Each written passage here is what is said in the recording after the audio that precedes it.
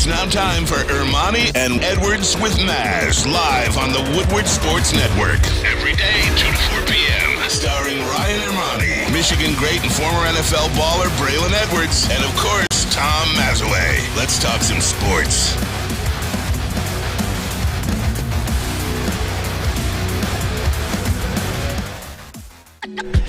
And here we go. It is Friday. No, wait. What day is today? The 26th. It's that mystical week between Christmas and New Year's where nobody knows what the hell is going on. It's December 26th. What day is it? Monday? Monday. Yeah. It is Monday, December 26th. Ermanni and Edwards with Maz. Woodward Sports Network, woodwardsports.com. If you're watching live on fox2detroit.com or the Fox 2 News app, we appreciate that.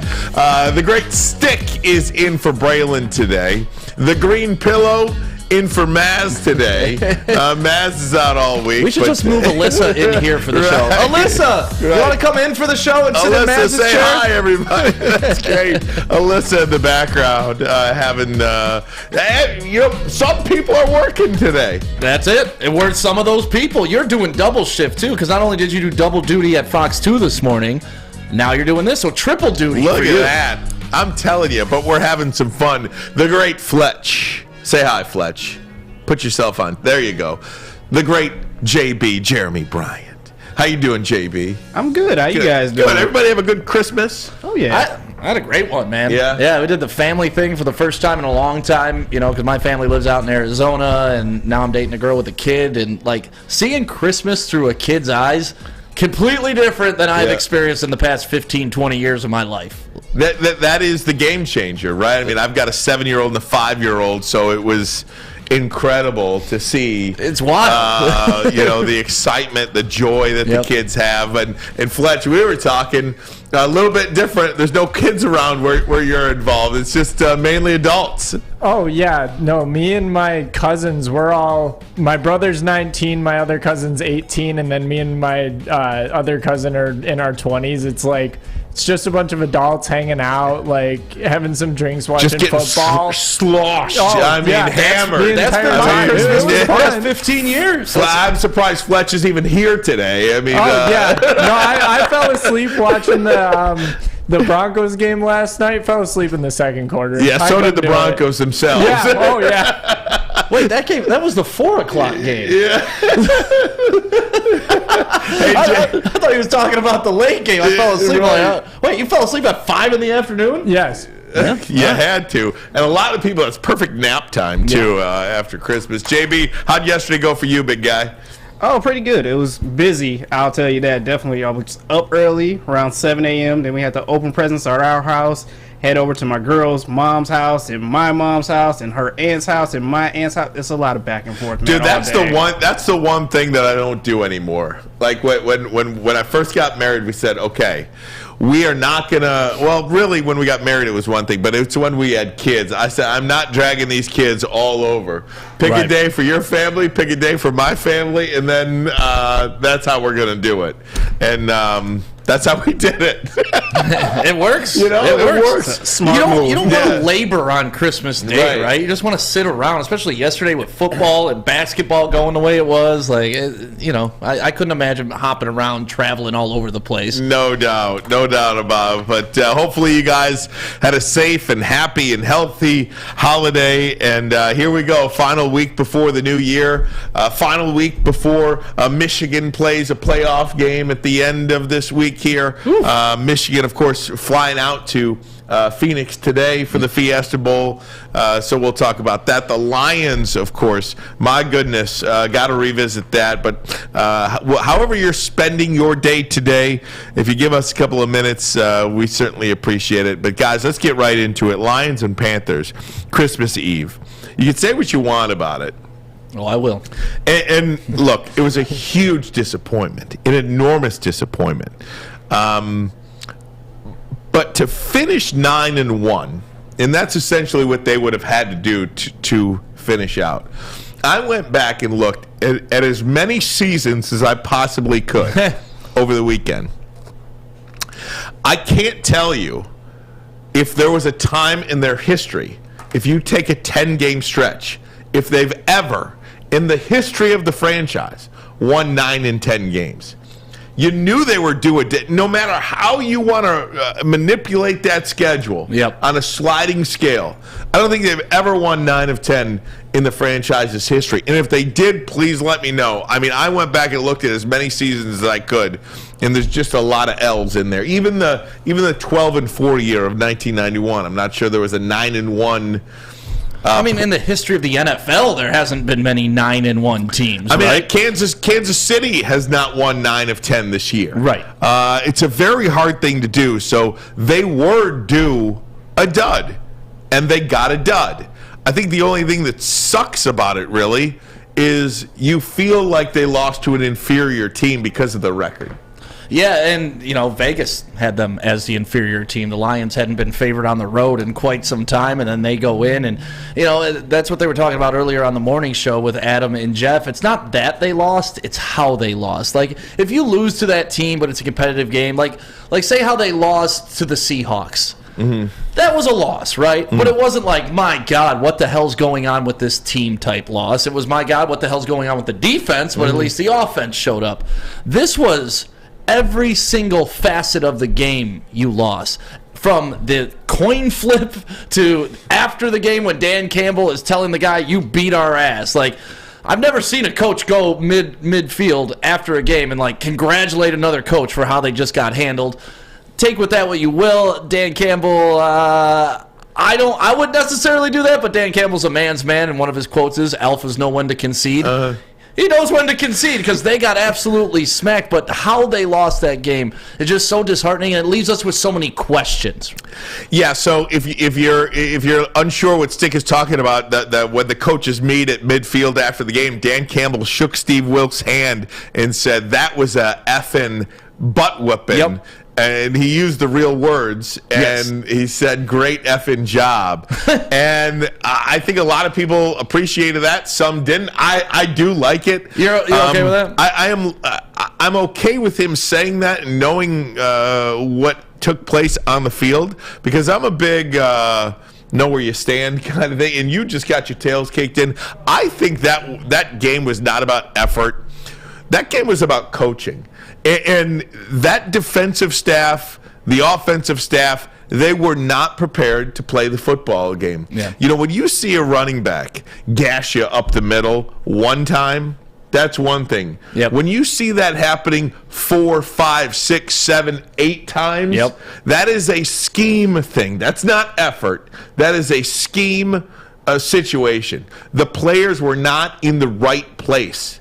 And that is why the Carolina Panthers rushed for 320 yards, which is a franchise record in their history. And that's where my PTSD Lions fandom comes into play, because, that's the thing with the Lions. When you play the Lions, they're going to give you a record. Whether it's your rookie's first touchdown, whether it's 4 touchdowns in a game for a guy who's never scored a touchdown. But they gave the Panthers their largest rushing total of all time. And you're used to seeing those little blips pop up on when the Lions are playing. But in the past 7 weeks, it had been the other way around. The Lions were setting records. The Lions were changing the narrative. And now you're left wondering, what is this team? Because they're not 1-6. They're not 6-1. And I hope to God they aren't what we saw on Saturday. And they're probably somewhere in the middle. And maybe, I don't want to say we've overvalued them, because I do think you are due a dud in the NFL. I think you get one mulligan. We'll see how the Lions respond against Chicago, and ultimately that's that game that looms extremely large at the end of the season on the road at Green Bay, a team that won again, and we can get into that. That looks to be an incredible situation that's unfolding right before our eyes here. But again, I'm not going to overreact to the Lions' loss. I think what I will say about the Lions' loss to the Panthers is I feel cheated. And what I mean by that is I feel cheated in the 2 biggest games, essentially, that the Lions have played this season in terms of hype and excitement. Thanksgiving Day against the Buffalo Bills. And I don't care what anybody says. There are a lot of Lions fans that are happy that they just played and hung in there with the Bills. I am not. I think there were 7 or 8 things that went wrong in that game that the Lions did to themselves. And if they changed or fixed or cleaned up one of those things, they would have won that game. And then, of course, against Carolina this week, I almost feel cheated as a Lions fan that they didn't win one of those games, because can you imagine the excitement? You know, the Lions are sitting there 4-6 on Thanksgiving Day. If they win that game, they're 5-6, and you're right there about to go on a run. Instead, they're 4-7. So for the next 2 weeks, you're like, oh, you know what I mean? This week, you've got the Commanders losing. You've got the Giants losing. You've got the Seahawks losing. Everything fell into place. Could you imagine how jacked we would be right now coming into this studio 2 p.m. on Monday morning, and the Lions controlling their own destiny, being in the 7th seed with 2 to play? They would be the talk of the NFL today, on local, obviously, national, and everywhere in between. And at your Christmas Eve parties, you would have just been Lions crazy. Christmas celebration, Lions crazy. So instead, you have to play this thing out another couple of weeks. So I almost feel cheated that every time the excitement gets to peak level there, you take a step back. And that's how I feel cheated. Yeah, and you should feel cheated, but we should also have some perspective on it as well. But yeah, to your point, if I woke up Christmas Day and the Lions were above 500, my God, the celebration that would have been had. I would have started popping champagne like immediately. Like, is it real? Did it really happen? Did Santa come? Are the Lions above 500? And it would have been a celebratory mood around here. And you're right, it's just disappointing because I think all of us had expectations. And when you don't have expectations, you can never be disappointed. Now we have expectations, and I think everybody was very disappointed. And that's what's so hard to take out of this loss is it was there.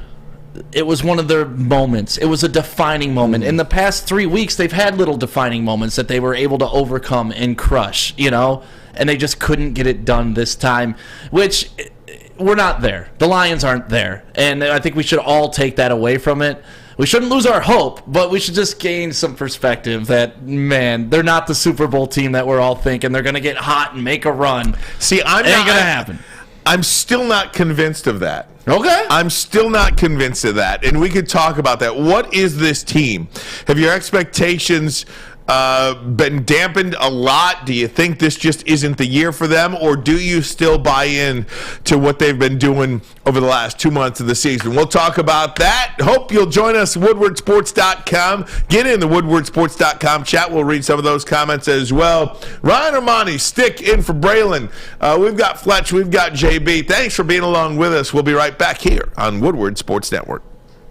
Introducing the Planet Fitness Guide to getting that post-workout glow. Step 1, what's your why?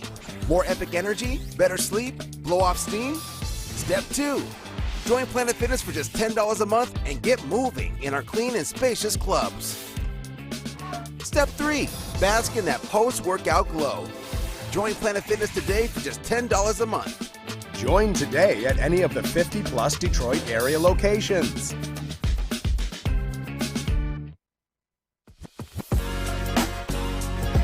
What's a winter wonderland if you can't shop, eat, and play? Lucky for you, you can do it all at the Downtown Detroit Market, Cadillac Lodge, and the new winter version of the Monroe Street Midway, all located just across the street from Campus Martius Park. Find the fun at deckedoutdetroit.com.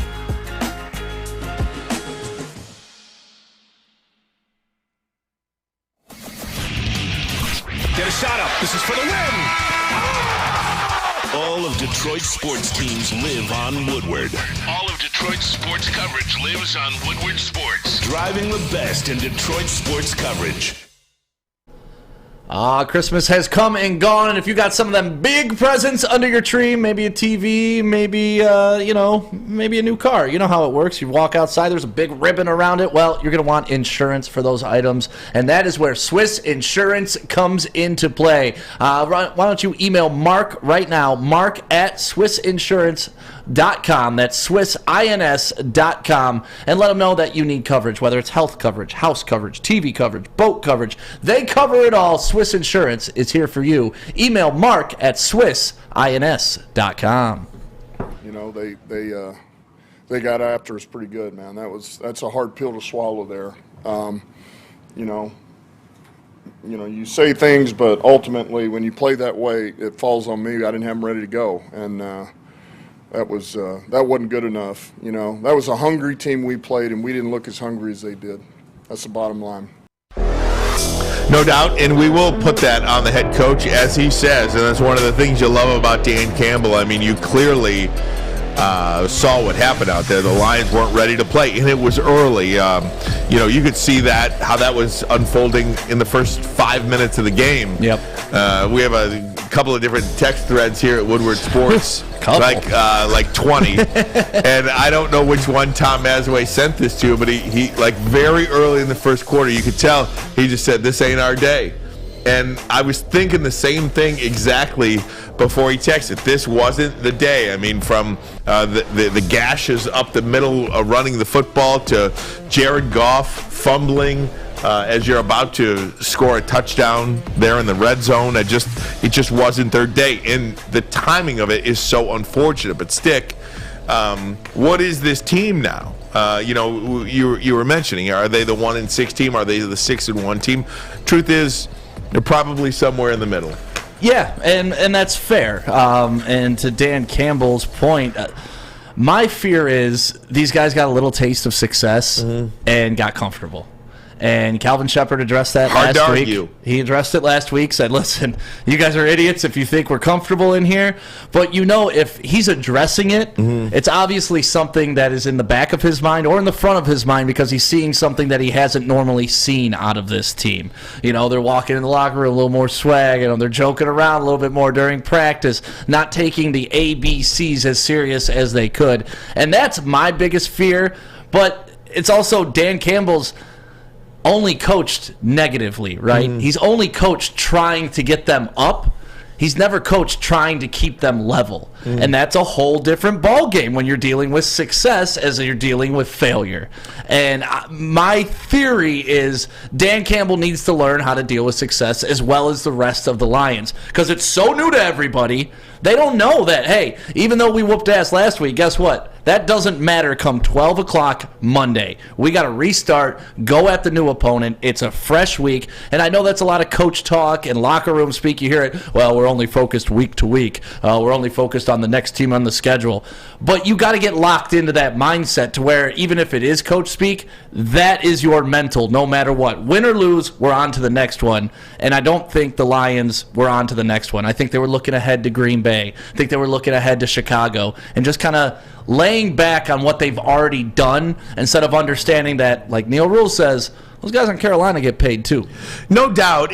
And again, I go back to this. If they lose to Chicago this week, then we can have this whole conversation. Double down. Right. Then we can have this whole conversation of Dan Campbell and where this team is and all that stuff. I just think it's incredibly hard in the NFL to win 9 games in 10 opportunities. It is. I just think that's really hard, and you were kind of waiting. You didn't want to believe it, but you were kind of waiting for a dud to be thrown in there at some point, and that was the dud. It was clear this team was not ready to play. We talk in college football, and again, I know college and the NFL is different to a certain extent, but you talk about, Nick Saban says in college, you can really only get up for 2 games a season. Like to where you're just 2 games you're going to be at your peak level. The Lions in the NFL, you're trying to get that every single week, and I just think that's an impossible thing to ask of a non-elite team. This team has been playing above their skis for probably 2 months. And everything has kind of come together for them. And they've hung on to the football, lost the turnover battle again. Yeah. And you just don't know how that works out if the Lions score a touchdown there and they go up 14-7. Instead, they fumble. Carolina marches down the field, and you flip 14 points. Instead of being up 14-7, you're down 14-7. And before you know it, the wheels come off.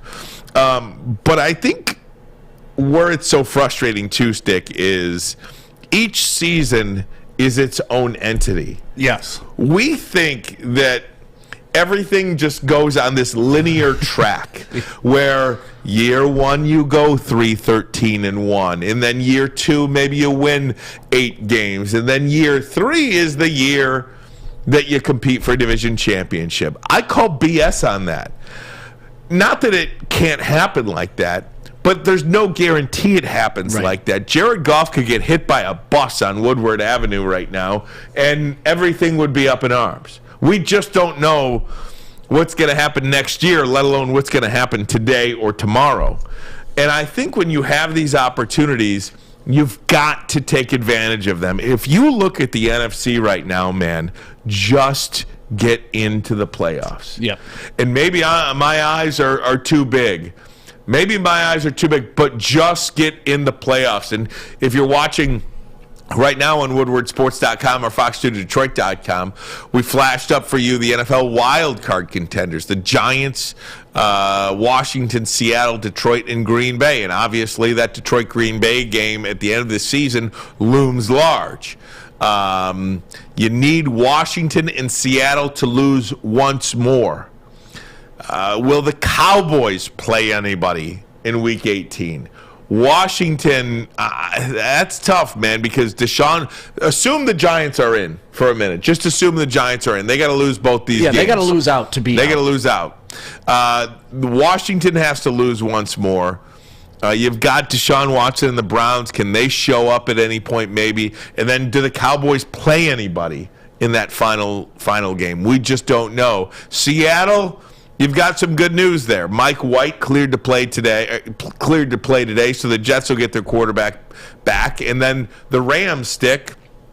The great part about yesterday was that they showed a little life. Yeah. The bad part about yesterday is they showed a little life. Yeah, they're 5-10 now. So if you need the Rams to beat Seattle, it looks like they're very capable of doing that. But just to I'll shut up in a minute here. I'm sorry. Oh, you're fine. You were off Thursday and Friday, so I know you got a lot. You got a lot. If you look at the NFC, I mean, Philadelphia with a hurt Jalen Hurts, no pun intended. Tampa Bay, division champion probably. Tom Brady.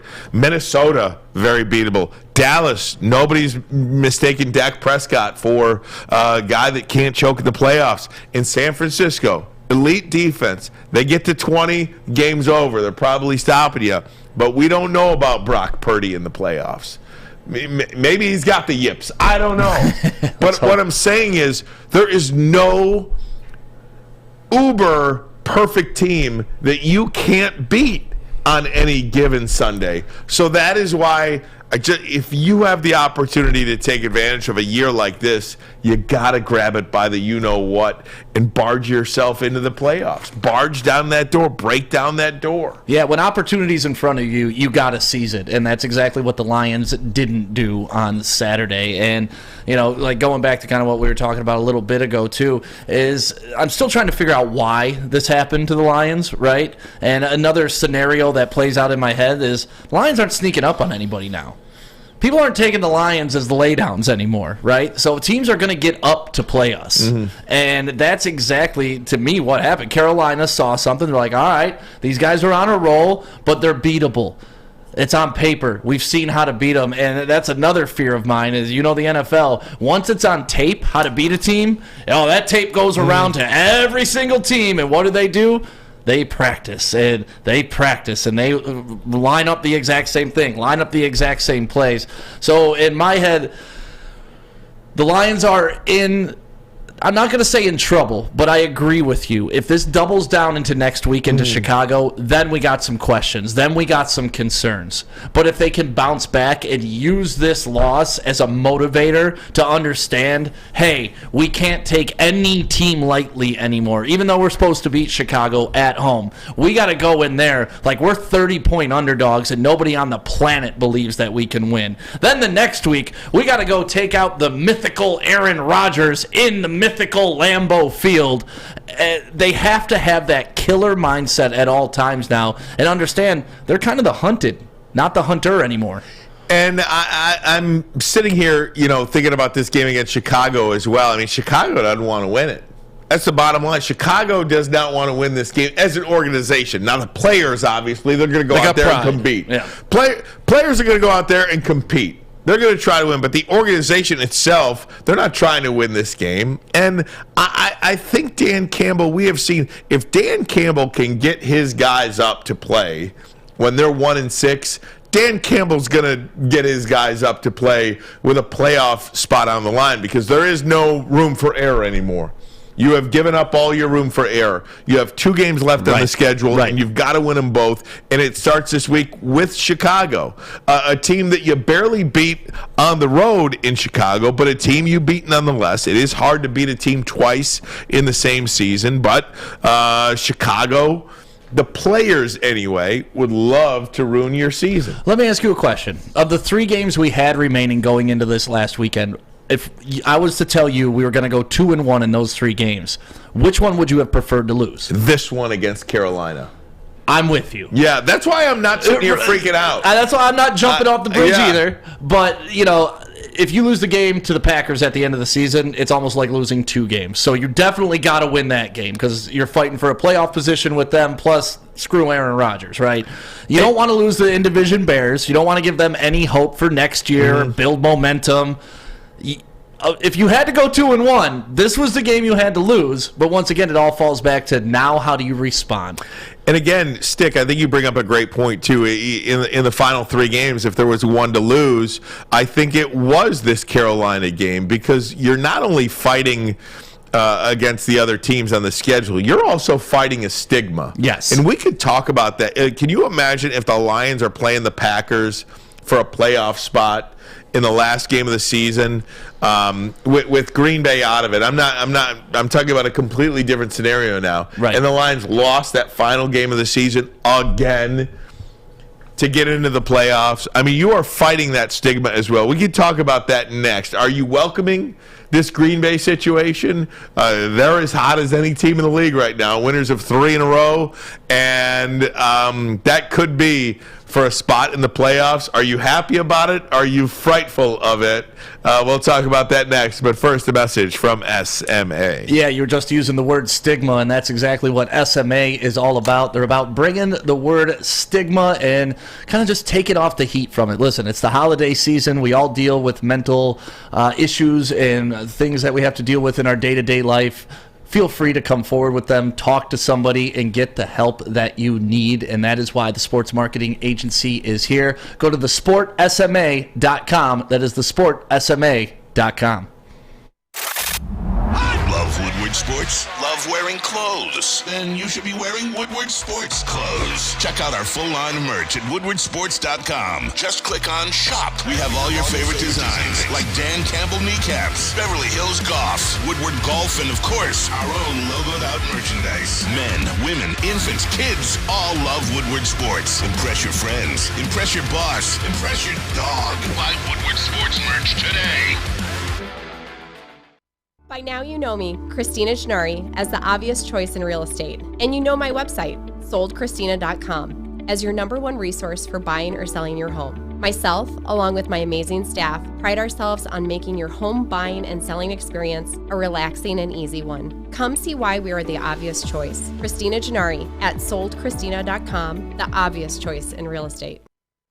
When it comes to making your haircut truly an experience, there's no better place than Lady Jane's Haircuts for Men. Come to any one of our 26 Metro Detroit locations for an award-winning haircut experience and qualify for a chance to win a down payment for your dream home up to $200,000. Our precision haircut and talented stylists will have you looking good, feeling good, and give you a chance to change your life forever. Lady Jane's Haircuts for Men, open 7 days a week.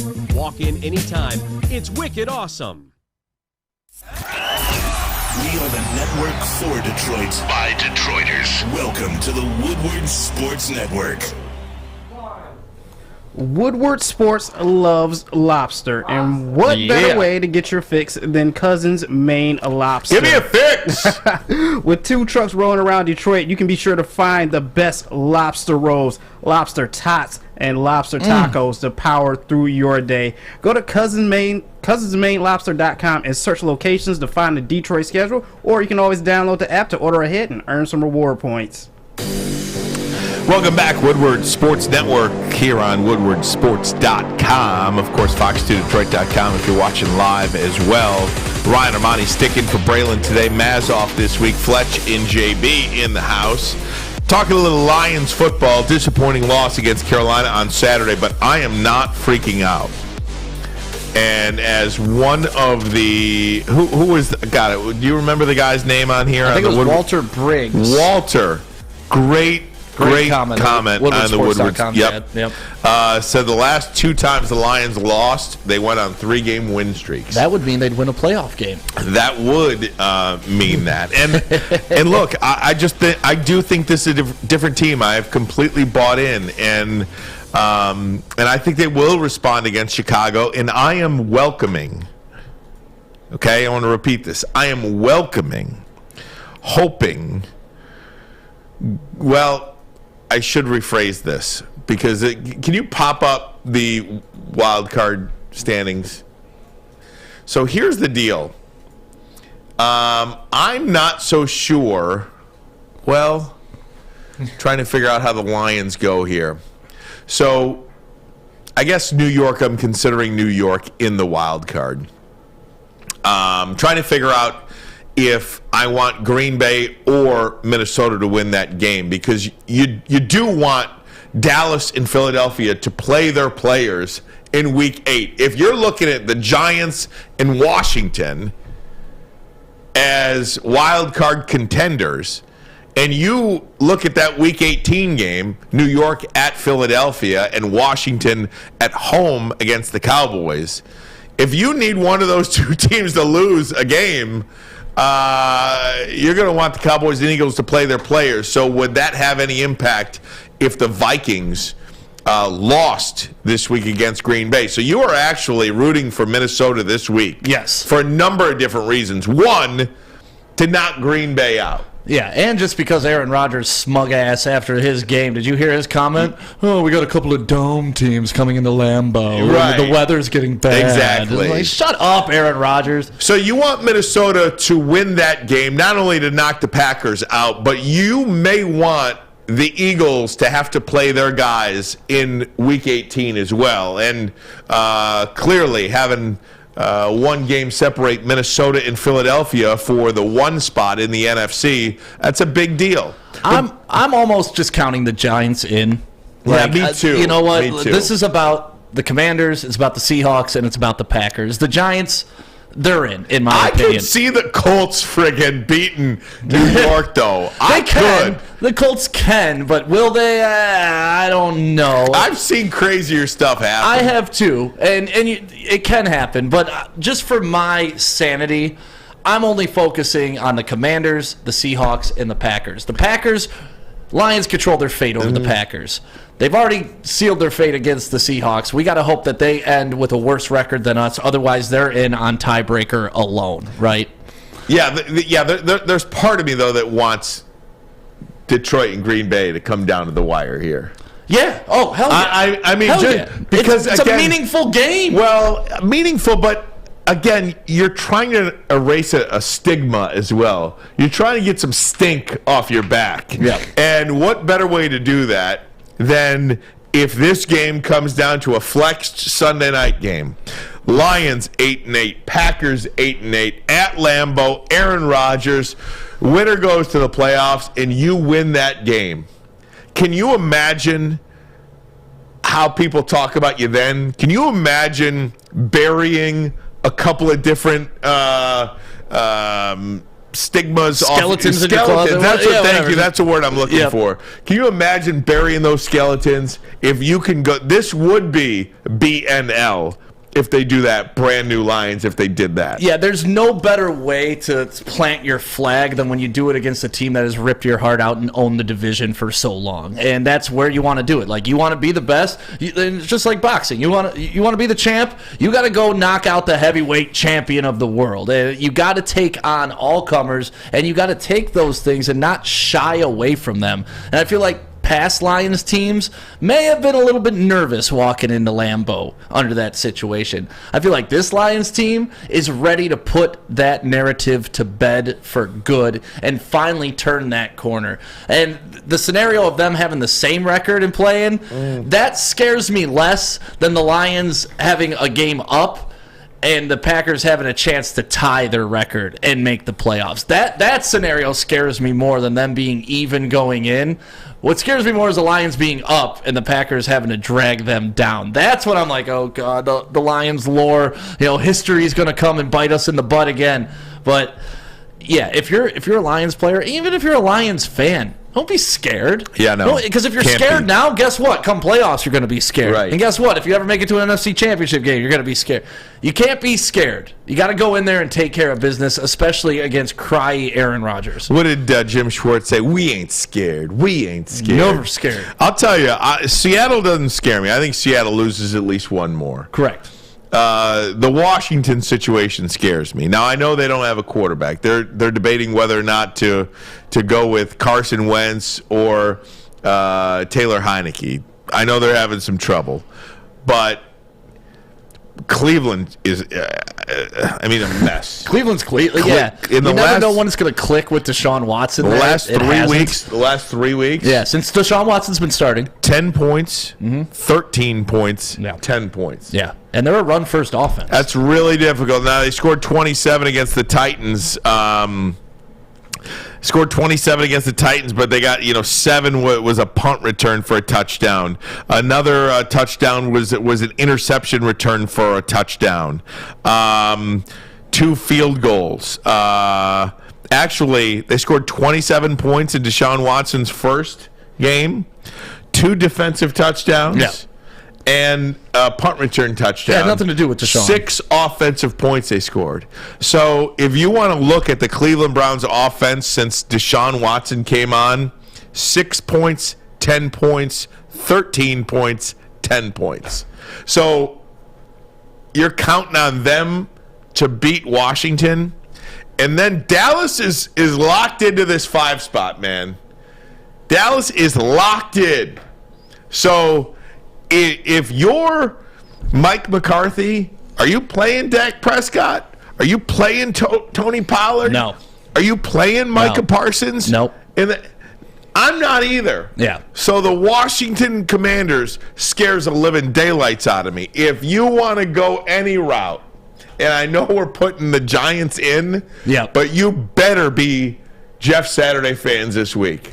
Because I do think they could lose on the road to Philadelphia, obviously, in that last game.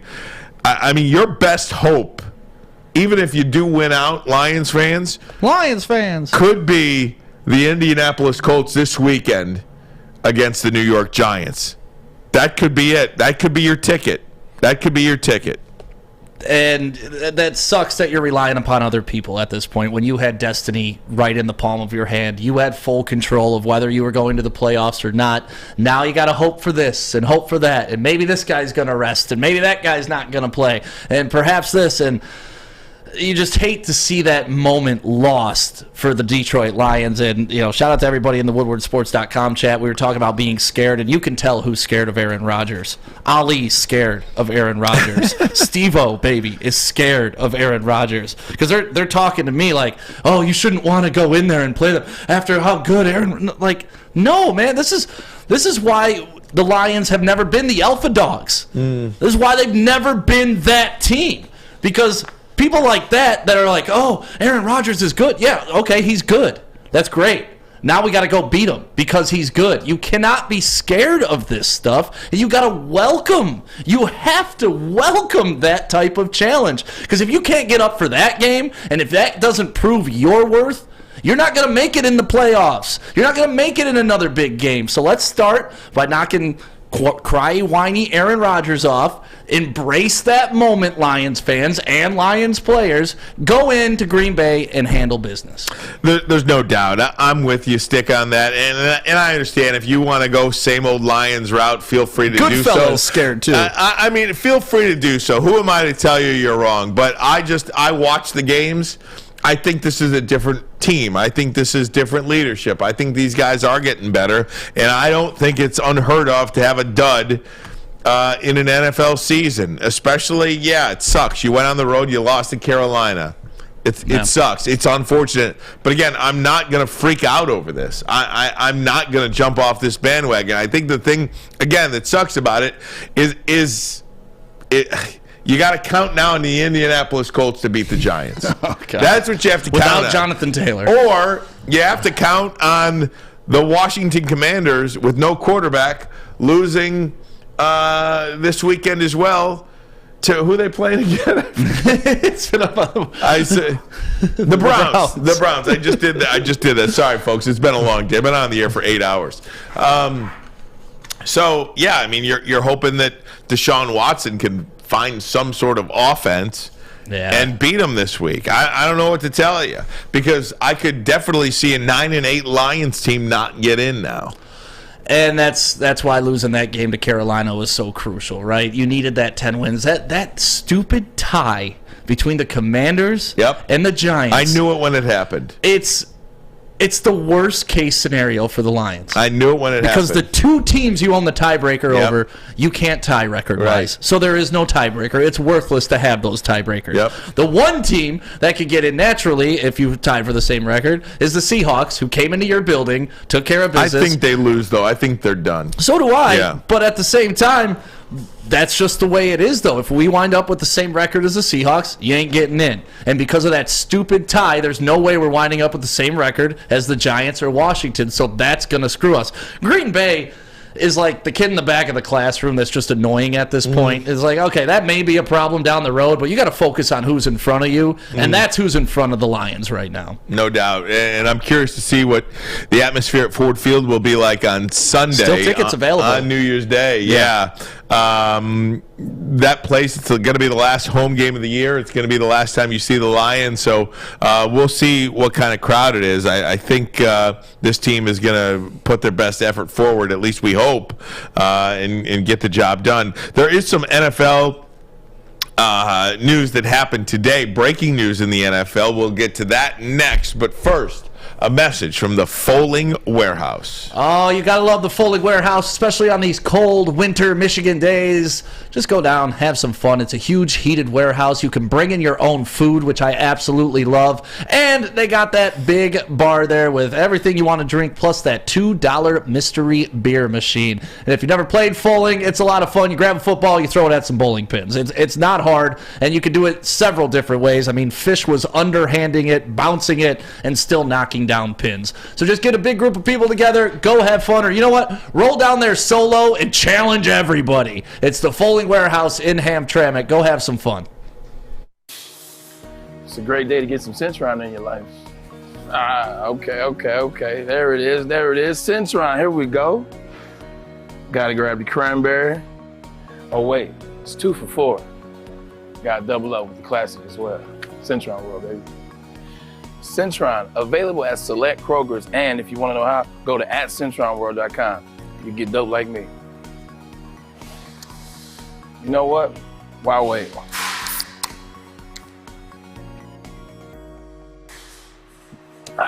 Great taste, guaranteed.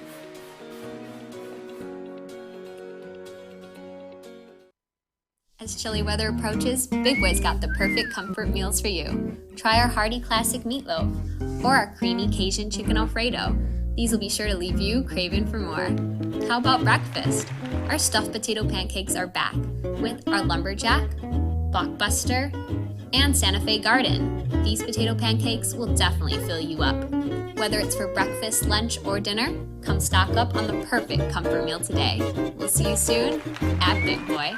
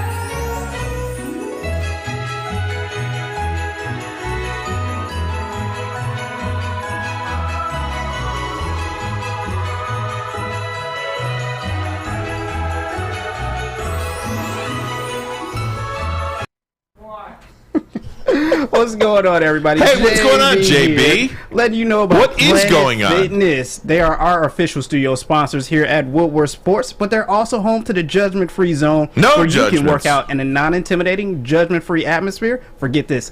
$10 a month. Only $10? Yes, only $10 a month. Or you can always do yourself a favor. Upgrade to the Black Card for unlimited guest privileges, that hydro massage, and so much more in club. Join in club today, or you can always check them out at planetfitness.com.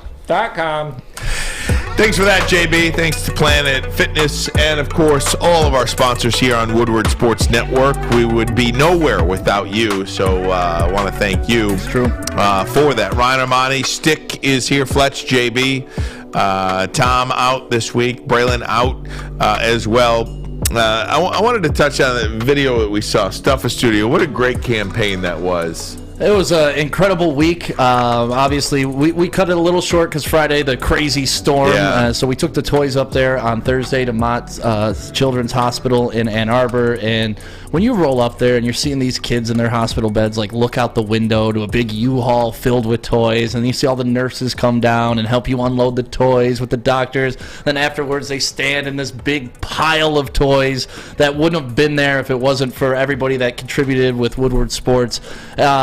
It's what it's all about, man. Like, if you have a platform like this, if you're not doing good things with it, there's something wrong with you as an individual. And I just love how this company embraces things like that. And I don't know, man. When you deliver those toys, there's just something very special about it. While we were pulling them out, the nurses are like, "You guys brought the good stuff. Yeah. This is the good stuff. Oh, I haven't seen this one." And that's when you know, like, because they get donations throughout the year. Not that they aren't grateful for all those. Sure. But our listeners do something special, man. They go to Meijer and they come out with the creme de la creme, the high dollar stuff. I mean, when you, Braylon, and Maz went shopping on your shopping spree, thanks to Guardian Alarm and Meijer, what's better, honestly? And then on Thursday, we had a last-second donation of $10,000 to go spend. Get out of So here. I spent the majority of my Thursday in Meijer spending $10,000. Who gave that? Is that anonymous? Or it's RHB Laboratories. Wow. They don't have social media. They didn't really want to be acknowledged, but I'm going to acknowledge them anyways. It's a laboratory facility that does testing on, like, urine samples and stuff like that. Dude, that's incredible. It's not glamorous by any stretch of the imagination, but they wanted to give back to the community that they are in. Wow. And like I said, incredible. they're not looking for followers. They're not looking for mentions. They do fine. They just wanted to do something nice for the kids. So thank you to everybody who was a part of that. That's incredible. No doubt about it. I mean, no matter how big, how small, one toy, 100 toys, each toy mattered, each dollar mattered. So we have you to thank here at Woodward Sports for that. And, of course, CS Mott Children's Hospital. Anybody that's ever known a sick kid or a family of a sick kid, you know that times like this, really difficult to be in the hospital. It could be, whenever and any point of the calendar, but especially around the holidays. And that's what I found out with Mott's Children's Hospital. Like, you may not have had a kid there, but you know somebody or your nephew or your aunt or something, because while we were checking out at Meijer, the lady checking us out was like, "Who's he going for?" And I told her, she got tears in her eyes, like, my nephew was born there and he had to stay there for months and they saved his life. So yeah, makes you feel good. Good stuff. Hey, I did want to transition back to sports here. How about this quick lane bowl at Ford Field going on right now? 7-0 New Mexico State and Bowling Green. 7-0 New Mexico State over Bowling Green. You know what? There's part of me, what a great thing to go down to Ford Field today, drink a couple of beers, hang out downtown, and watch college football. I think that's where Maz is. Is he? Yeah, because I don't think he's going to Jersey till tomorrow. Oh, I didn't realize that. He invited me. He's like, "Hey, really? what are you doing the day after Christmas?" I'm like, "I'm working, Maz." Dude, I didn't even consider that. I almost wanted.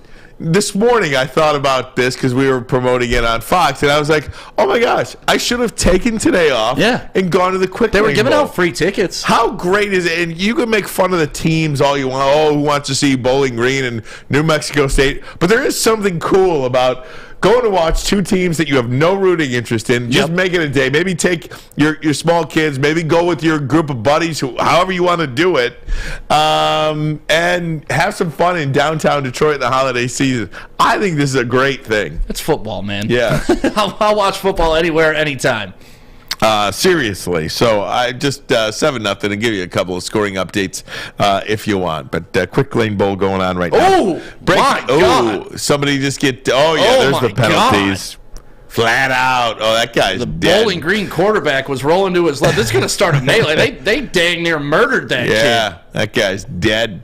Oh, my God. Very good. You can watch the replay. I'm sure you'll find it on social media. Oh, my God. Bowling Green's quarterback is not moving down there. He just got blasted on the sidelines. He Took a does shot. not have a right leg anymore. Penalty flags are flying. Guys, there was breaking news in the NFL today. Nathaniel Hackett was fired as Broncos head coach. Doesn't even make it one full season. He couldn't hack it. 4-11 to start the year after they got absolutely destroyed by the Los Angeles Rams behind Baker Mayfield.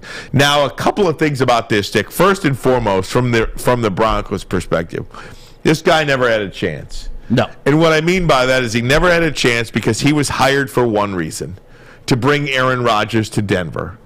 And once Aaron Rodgers stayed in Green Bay, this guy had no shot. He was only hired not because he was the best guy for the job.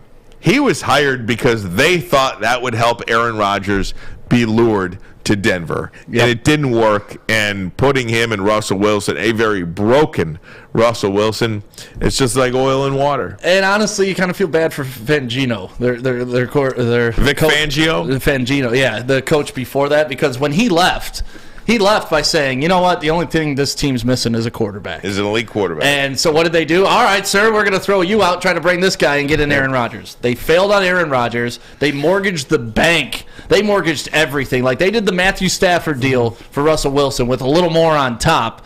And then it completely backfired into their face. So now they don't have draft picks. They don't really have a future. Everybody hates Russell Wilson, not to mention future and Russell Wilson in the same sentence, but it's happening. And if you look at some of the wide receivers yesterday, who was that? Was it Sutton? Sutton was going absolutely nuts on the sideline during a rollout pass by Russell Wilson, and Russell wouldn't pass him the ball. And you know what happened at the end of that play? Interception.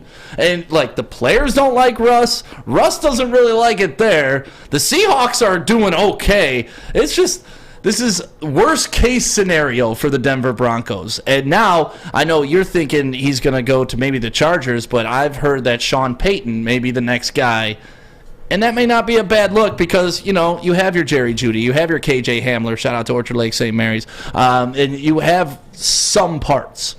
There's no doubt. I think Sean Payton is a guy that, obviously, I mean, if you're Denver, you want to go get Sean Payton. Sean Payton is going to be extremely, he can pick and choose whoever he wants to go. Maybe it's going to be Dallas in the offseason. If Dallas doesn't win a playoff game, if they lose to Tampa Bay, you know what's going to happen? Mike McCarthy is going to be Isn't fired. Isn't that wild, though? Like, Dallas is sitting here at what, 10-4? 11-4. 11-4. And they may fire their head coach without question because expectations are unreal. I want to get there. I want the Lions to get there. Like we kind of did it with Jim Caldwell. 9-7 is not good enough. Imagine 11-4 not being good enough for the Detroit Lions. I don't think Sean Payton goes to Denver for two reasons. One, he doesn't have a quarterback. Russell Wilson cannot play in the NFL anymore, and you will not convince me otherwise. Not only is his talent just totally fallen off, players don't like him. Players don't play for him anymore. So that's one aspect of it. The second aspect of it is Vic Fangio is going to be his defensive coordinator. Oh, God. And I don't think Vic Fangio is going to say, oh, yeah, let's go back to Denver. Let me go be the defensive coordinator at a team that just fired me where I was the head coach. So that's a situation. I don't think Denver's a landing spot. And I don't know how attractive Denver is to a lot of coaches out there because of the quarterback position. Because what Vic Fangio said last year was true. Yep. If you don't have a quarterback in this league, especially in that division, you ain't any good. Yeah. Period. So what they do, they went out and got the quarterback, fired the coach, and now they're firing the next coach. They thought they got the quarterback. Yeah, they got a quarterback, not the quarterback. They thought they got a quarter. Yeah, Question for you, though. Yeah. Russell Wilson, obviously, been to the Super Bowl, won, good resume. How long into his tenure in Denver do you think it took him to lose the team like that? Because he's got to walk in with some command, right? Russell Wilson comes walking into the Lions locker room. It's going to be like, man, this is the best quarterback we've had in a long time. They give him some flowers for what he's accomplished. But was that we got Russell Wilson, then 4 games in, like, oh, man, this ain't old Russell Wilson. We got old Russell Wilson. Be honest with you, I don't even know if it takes that long. Okay. 4 games. That's scary. I think, That's scary. I think, they're pretty good. You can look at somebody and know whether they're with you or not. Yeah. I think at some point a lot of these guys get paid. Russell Wilson, one of them. And you become a celebrity instead of becoming a football player. He's got the wife, he's got the social media, he's got all this other stuff. I think that becomes who you are. And whether it's his birthday party with most of the team not showing up, or whether it's training camp, or if he's at the U.S. Open, that stupid commercial. Yeah, there's a little bit of everything, JB, that is involved, and you can tell whether a guy walks in the locker room with maybe he doesn't take his sunglasses off when he's talking to you. You know what I mean? Like, there's a number of different things you can read. I just don't think Russell Wilson has it anymore. It's just crazy. Sometimes, and that's fine. Don't mess with I what don't hate him works. for it. Right. I don't hate him for it. God, you give me $250 million and beyond, and a wife like that. I mean, who knows? Maybe I don't want any part of you either. Yeah, no, he's living a good life. I mean, he has to show up on Sunday. He's living a good life, but yeah, it's just strange, and that's part of the reason why I know I'm probably going to catch crap for this, but that's why I just don't want to throw Jared Goff out either, right? Because you're never guaranteed, even if you're bringing in a Super Bowl champion next, he may not mesh well in the locker room. He may not be that guy. Yes, the guy may be more talented on paper, but is it the team thing? Yeah. And that's what you're worried about, and that's part of the reason I love Goff. The teammates seem to love Goff. Without question. Guys, we're going to take a break. I do want to talk about the team that Denver lost to yesterday, and that's the LA Rams, where you are with them. What happened yesterday, it benefited the Lions in that, hey, you may need the Rams to win a game here for you to make the playoffs, but it hurt the Lions because they won a game yesterday and they showed a little life, something you were hoping that they wouldn't do, because that draft pick, it's fallen to 7 now. It was 4. It was 4. Yeah. So there you go. So we'll talk about the Rams. Also, heard an interesting little tidbit today about Jameson Williams. So we'll get that conversation going as well. But first, a message from Les Stanford Chevrolet Cadillac. But how about this? Les Stanford has expanded into Ferndale, a trusted name for over 50 years. Les Stanford Buick GMC. Same great service that customers have come to know. Go check them out on Woodward, just south of 9 Mile. Of course, looking for a Chevy or Cadillac, you've got Les Stanford in Dearborn on Michigan Avenue. Find the brand you want under one roof. LesStanford.com. LesStanford.com. Find the roads.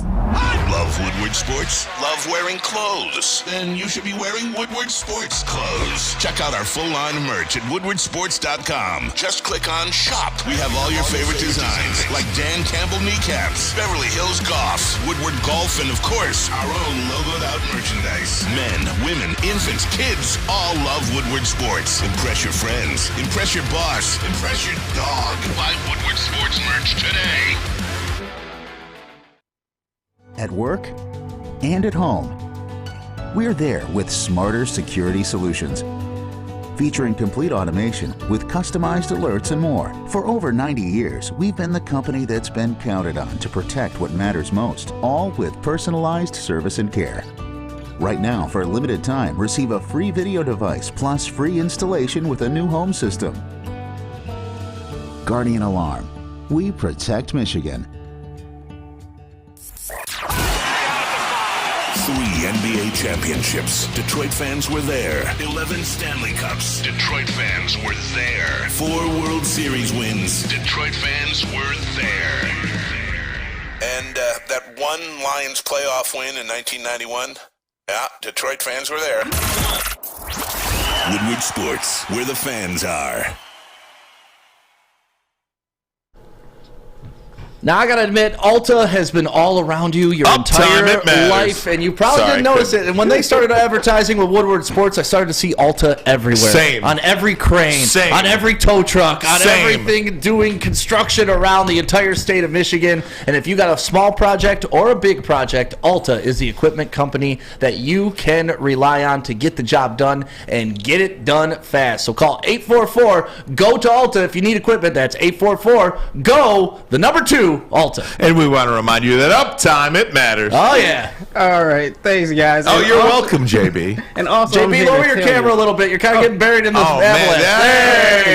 There he is. JB, All right, we okay. want to see you. All right, now I'm here to talk to you guys about the Monroe Street Midway. Oh, we're listening. Yeah, they've swapped out the roller skating, the basketball, the mini golf for that giant Arctic slide, the winter bumper cars, and that indoor arcade. And also, while you're down there, check out Puck Putt. Puck Putt? I have Puck to play Putt? this Puck Putt.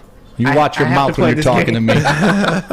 Look, it's free to get into the site, and it has so many activities for you guys to enjoy a wonderful winter experience. But of course, if that is not your thing, they've got food down there. They're serving What up kind the of food, JB? burgers, the pierogies, Oh. the homemade chili, the chicken sandwich. Oh. Check this out, mac and cheese bites. Oh. I know you want some mac and cheese bites. Put it in my Stick. mouth, JB. Dang. But coming soon as well, we got the Woodward Sports Winter Olympics. You'll be able to compete with the likes of Darren McCarty, Braylon Edwards, Adam Baydoun, Ryan Ermanni. Ryan Ermanni? Stick, are you showing up for this one? No, I got to let other people win stuff every now and then. Hey, that's fair. That's fair. Hey. The heavyweights will also be down there, as well as the rest of the Woodward Sports family competing at the Monroe Street Midway Games. Midway. So check them out at deckedoutdetroit.com for all your winter funds. And remember, happy holidays from everyone here at Woodward Sports. The heavyweights on that big slide. That's something I want Yeah, to see, right. man. I want to see that too. Get some I air. was down there. Look, I was down there about a week and a half ago. It is awesome down there, man. I invite everybody to come on out to the Monroe Street Midway. You've got that going on over there near Cadillac Campus Square. You've got the Marshes. Campus Yeah. Marshes ice rink. I mean, hell. I mean, you got Park right there. I mean, there's that whole area is just phenomenal. Welcome to the new Detroit. No kidding. I love it. If you can go spend some time at the Midway, I mean, whether you're with your friends or with your kids, And just wait till the NFL draft is here. Forget That about property's it. going to be awesome. forget about it. Very, very good stuff. Hey, want to get just a couple of minutes on the LA Rams.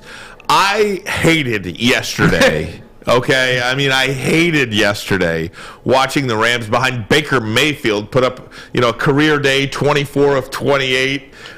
Just an incredible performance by Baker Mayfield, who looked as in command of the offense as you could possibly be. And keep in mind, he does not have Cooper Kupp. He does not have Allen Robinson. He does not have Robert Woods. He does not have Odell Beckham. He's doing this with like Tyler Higbee. Yeah, the ghost of Cam Akers showed up yesterday. Out of nowhere. So I hated watching yesterday, but at the same time, if you put up that graphic again with the wild card standings, our wild card contenders, you see Seattle there plays the Rams. So if it did come down to it, I was happy that the Rams are showing some life. I think the Seattle Seahawks lose to the Jets this week with Mike White back. But again, you want you want these teams to lose in front of you, and the Lions need the Rams. Maybe we'll need the Rams to beat the Seahawks. Hypothetical question. Yes. How many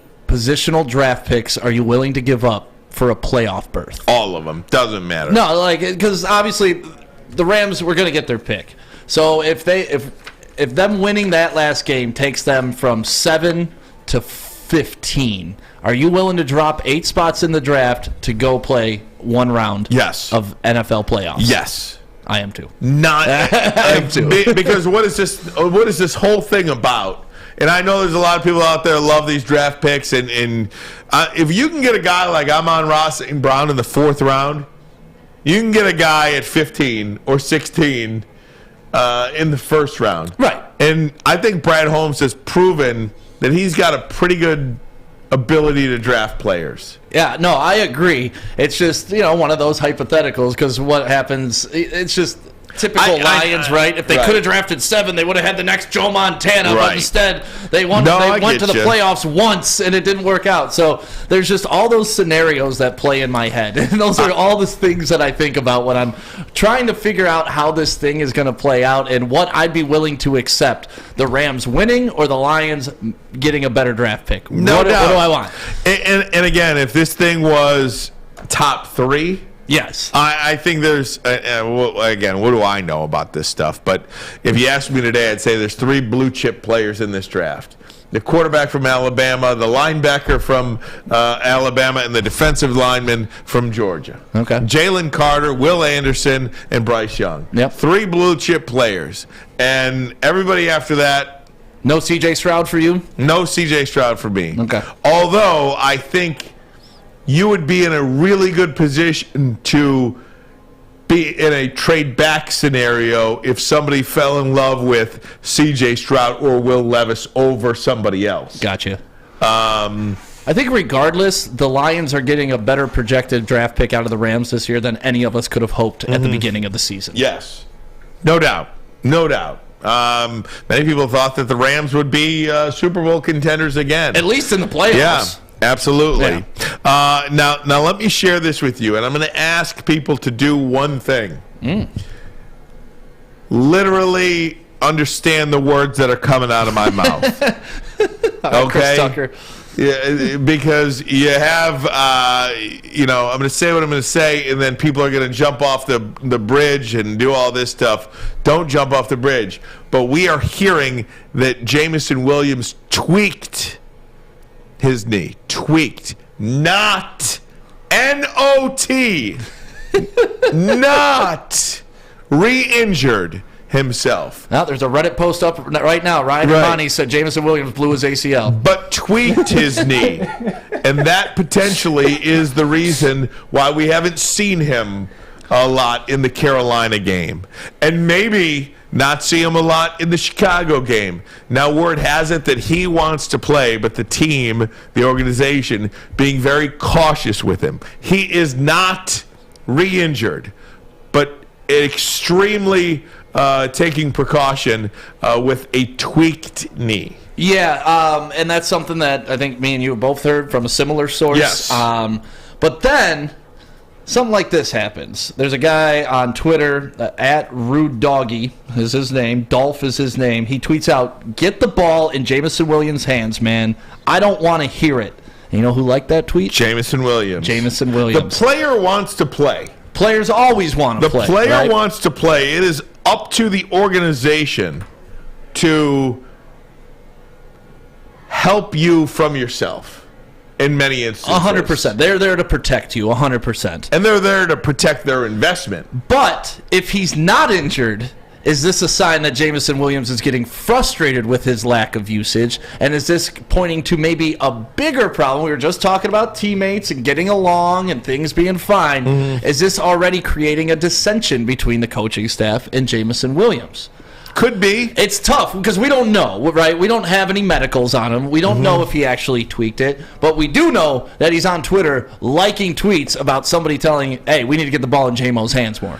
Well, it could be, but also, look, I mean, you might not want a situation like Josh Paschal. Josh Paschal has not been very helpful on the field to the Lions this year. No. He was an injured player in college. They drafted him, and they knew it. And then he re-injured himself, and he's been out.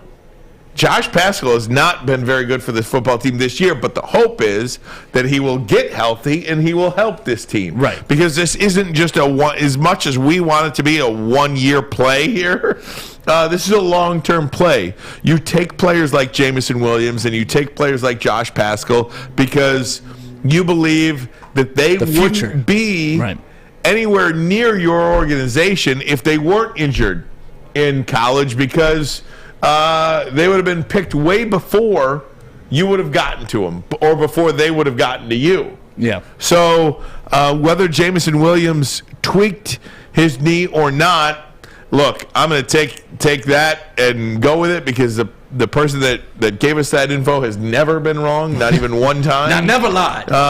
When it comes to this stuff.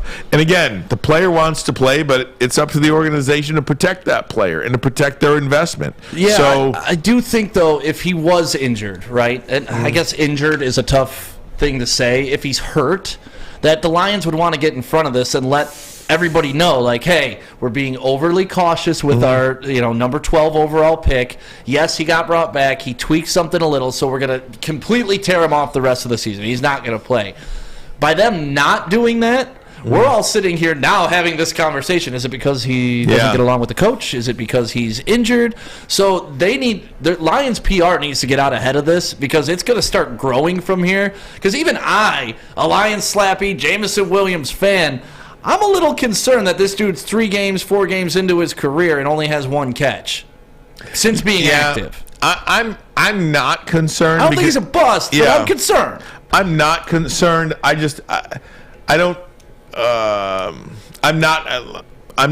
am not concerned about Jameson Williams at all. 0%. I just think when you haven't played football in 10 months or however long it's been since January. So 12 months. Essentially, you haven't played regular football in 12 months. He's out there, he's running routes and stuff like that, but he has not been a big part of this team this year. It's been very anticlimactic, though, right? When Woodward Sports posted video of him on our Twitter from him just running a route in practice that Maddie got, that thing blew up and went viral. Like, the insatiable want and need for Jameson Williams content and what all of us think he's going to be, I'm feeling it's starting to trend down. Yeah. It was, holy hell, it was going way up. Now, I think everybody's kind of tempered their expectations a little bit more. Because you want to see it. And I understand you want to see what you think you're getting, and you want to see it right now, and sometimes that's just not the case. The one thing, so Mike Tannenbaum on ESPN, Braylon's former general manager in New York with the Jets, and of course executive vice president of the Dolphins at one point. On draft night, he said this in relation to Derek Stingley being taken 3rd overall, and Sauce Gardner was taken 4th overall. Stingley's playing and Gardner, yeah. But Stingley got hurt again, and he's out now. And one thing he said is, if you take an injured player in college, you know what's going to happen in the NFL? If they're injured in college, they're going to be injured players in the NFL too. That's the only thing that concerns me about that. But again, I am not concerned about Jameson Williams.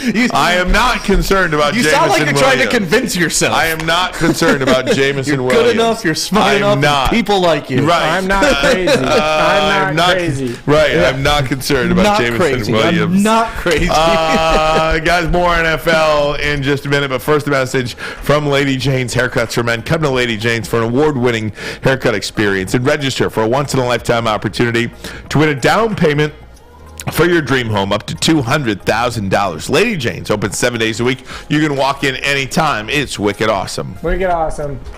Hi, I'm John from Better Rate Mortgage, and to me, family is more than blood. That's why I have the biggest family in Metro Detroit. If you're looking to buy a house or refinance and need a loan, come get treated better than family by me and our entire team here at Better Rate Mortgage. We pride ourselves on giving you better advice, better service, and a better loan experience.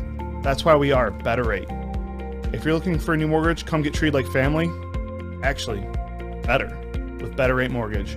Visit us at mybetterrate.com or call at 248-480-4467 today. Can't get enough Woodward Sports content? Head over to woodwardsports.com right now for up-to-date sports articles and great entertainment news. We have the best writers, bloggers, and coverage all at your fingertips. Head to woodwardsports.com right now to experience all Woodward Sports has to offer. Downtown Detroit is all decked out this holiday season with the return of the Cadillac Lodge and the Monroe Street Midway. The Midway's got the giant slide, those winter bumper cars, and of course they've got that indoor arcade. But you can always grab yourself a drink at the Lodge before or after any Wings, Pistons, or Lions home game. Shop, eat, and play downtown all winter long, and you can check them out at deckedoutdetroit.com. Welcome back to Ermanni and Edwards with Maz. My name is Stick, filling in for Braylon Edwards today. Ryan Ermanni had to use the restroom, and Maz is, I believe, at the Quick Link Bowl right now. We're going to talk a little bit about Michigan football, and that's when Ryan Ermanni comes back in the studio. Yeah, because that's what he's excited for. The 13-0 Michigan Wolverines taking on Texas Christian University. Look at that. Hey, it's always so weird when you call them Texas Christian. I know, TCU. It just flows better, right? Hey, before we talk about Michigan, I do want to see this because it just happened in the last 2 minutes. Jets head coach Robert Saleh says Mike White is back as the starter, Joe Flacco the backup, and Zach Wilson will be QB3 and inactive on game days. But Saleh says Zach Wilson still has a huge plan in our future. We're not quitting on the young man. Is that coach speak, or is he done? The huge plan is we're going to try to trade him for draft picks. Yeah. That's the huge plan that we're going to get for. And who the hell wants Zach Wilson? That's why you don't take a quarterback. For all you Jared Goff, just hear me out on this. For all you Jared Goff people, for all of you, we must draft a quarterback. Tell him. To get rid of Jared Goff, I see you and I raise you Zach Wilson. Yep. And I see you and I raise you Trey Lance. Yep. And I see you and I raise you Mac Jones. Yep. Well, Mac Jones was 16th overall, but yeah, that's. But still, again, not the guy. You're taking these first-round quarterbacks, and I understand it. Look, I was on the Malik Willis at 2 bandwagon. I think you just got grouped into this. No, let me tell you, because I was not sold on Jared Goff, and I wanted to keep trying. And again, I was wrong. Sue me. You know what I mean? Sue me. But look, where did they get Mike White? Where do you get a Purdy? You know, like they didn't have to spend high draft capital. But that is why you draft a quarterback every year. At some point, you draft a quarterback every year. I mean, Green Bay is drafting quarterbacks every year. New England is drafting quarterbacks every year. New England took a 4th-round quarterback this year after. I mean, so and I like that kid too. San Francisco drafting quarterbacks. You know what I mean? Look at these. Yeah. Look at these winning organizations. New England, San Francisco. And I just mentioned the other one. I forget. They're just drafting quarterbacks every year. Well, even the Eagles have been on a quarterback run. Look at that. Yep. So just something to keep in mind. You mentioned Michigan. They fly out to Phoenix today as they get set to play in the Fiesta Bowl against Texas Christian. I have not seen a line on that one. Has that one changed at all? Let's see, because they were a 10-point favorite to open up. And where are they now? Let's see this. Hold on. Bear with me real quick. College football playoff, Michigan, a 7.5-point favorite. Yeah. So a lot of the money has gone to TCU in this one. Nonetheless, Michigan is more than a touchdown favorite against TCU, 4 o'clock on Saturday. It is really hard, and again, this is just the rules that you play by. To me, it's really hard to play your first football game in 4 weeks. I hate that about college football. And if you think of it, and I talked to you guys about this too, when I watched the Michigan-Iowa Big Ten championship game, I was emotionally dead inside because, one, I never thought at any point during that game that they would lose the game. Yep. And when you watch the Ohio State game, your peak fan level is here, and then you're forced to play a bad Iowa team right here. That's where it was. So it's when they play TCU on Saturday, it will be 5 weeks. 5 weeks to the day that they played Ohio State. To the day since they played a meaningful football game. And you could and how do you stay sharp, though? Honestly, how? In anything in life. Everybody's playing by the same rules. I get it, but still. But again, there's some teams that can handle it better than others. There are some coaches that can handle it better than others. And last year, Michigan was not prepared to play against Georgia in the semifinal. They just weren't. Whether it was Georgia was so much better than them, and that's definitely possible, or Jim Harbaugh didn't have them ready to play. Maybe Jim Harbaugh's schedule during the break was not up to snuff. Whatever the case may be, they weren't ready to play that game. I do think the layoff helps them a little bit this year because of how injured this team was towards the end of the season, so they could get healthier.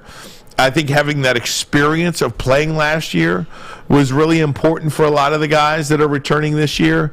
But again, to play this game 5 weeks, give me the 2024 playoffs, man, because to play this game, I just don't know what to expect. I really don't. Well, and the thing with a 5-week layoff, like when you're young, when you're 5 years old, 5 weeks seems like an eternity, right? When you're in high school, 5 weeks is a long time. Even when you're in college, 5 weeks is a long time. When you're an older guy, when you're in your 50s, it's like, oh man, 5 weeks goes by in a snap of a fingers. But I don't know how any college team stays cohesive. Any college team that had momentum going into their conference championship can carry that over with a 5-week layoff. So you're almost getting a complete reset for both teams. Sometimes you see in these bowl games, they start playing players that they weren't playing during the regular season because they were able to work them in through 5 weeks of practices, and they want to try out the sophomore. There's all types of weird nuances. But yeah, NCAA needs to fix this. And I don't know how you fix it. It's maybe you go to that longer team playoff strategy to where you're playing every week. Maybe you get a bye week, but you don't get 5. In 2024, that's what they're going to do. And you get a bye week, and then you continue to play. But yeah, 5 weeks, anything in life, if you take 5 weeks off, you aren't going to be as good as if you continue doing it. And it is up to the coaching staff, and it is up to the players. Whoever finds their footing first is going to win the game. Yeah. And that's true for the Alabamas of the world, the Ohio States of the world, the Georgias of the world, and everybody else that's been in this college football playoff for a number of years. This is something that's new to TCU. It's new to Michigan, or at least it was new last year. Yeah. And again, Brandon Katz is on the WoodwardSports.com chat. Michigan's a good team. They aren't on Georgia's level. Georgia's basically an NFL team, and I understand that. But again, I think that layoff hurt Michigan last year. If Michigan played Georgia the week after they played Iowa last year, I think that game would have been a lot different. Would Michigan have lost that game? Probably, yeah. But I don't think they get their teeth kicked in like they did last year. That'll never be determined. That's just my opinion. Your opinion might be something else, and I respect that. But again, I don't think they get their teeth kicked in if it's played the week after Iowa last year. Right. Well, and also, consider this year. If they play Georgia again in the national championship, I don't think they're going to get as manhandled either because they've warmed up with the TCU team, right? Exactly. They're back in rhythm. J.J. McCarthy has his rhythm with his wide receivers, the offensive line firing out the ball at the same time. Those little things very much matter in the scheme of football. And just look at the regular season schedule for any college football team. That second week is much better than the first week. I think you'll be much better prepared to play in the national championship game than you will be in this semifinal game. This semifinal game to me is almost about surviving and advancing. Yeah. Survive and advance. Try not to make mistakes. Try not to do the self-inflicted negative, as Braylon would say. Try not to shoot yourself in the foot. Just try to survive and advance, because I think, again, playing the first game of a season you're going to see a lot of mistakes. It's going to take some time to get going. And that's how I think these games are played. That's why I was never really a big bowl game person. Ever over the course of anytime Michigan played a football game, I wanted them to win, right? But unless a championship is on the line, right?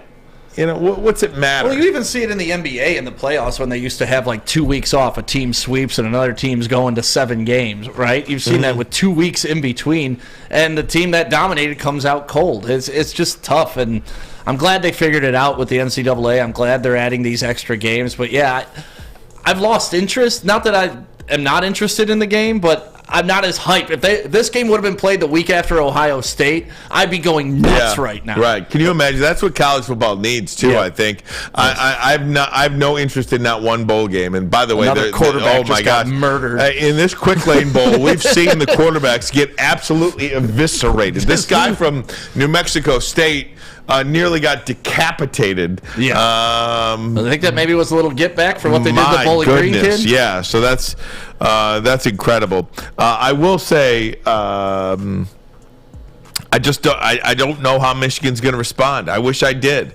I wish I can come here and be more forceful in an opinion about how Michigan is going to play against TCU. I think they'll win the game. I expect them to win the game.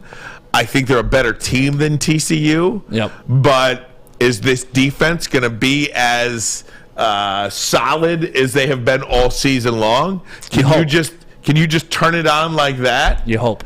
You hope. Yep. You just hope that you turn it on a little bit quicker than they turn it on, because that's how these semifinal games are won. Look at Alabama and Cincinnati last year. I mean, that was as ugly a game as you will see. Yeah. Now, Alabama won the game, and that game was never really in doubt. And Cincinnati was kind of a charity case to get in. But it wasn't this blowout, perfect game that Alabama played. Right. I mean, that was a struggle. That was as ugly a football game as you will see. Talent will prevail over scheme in these games.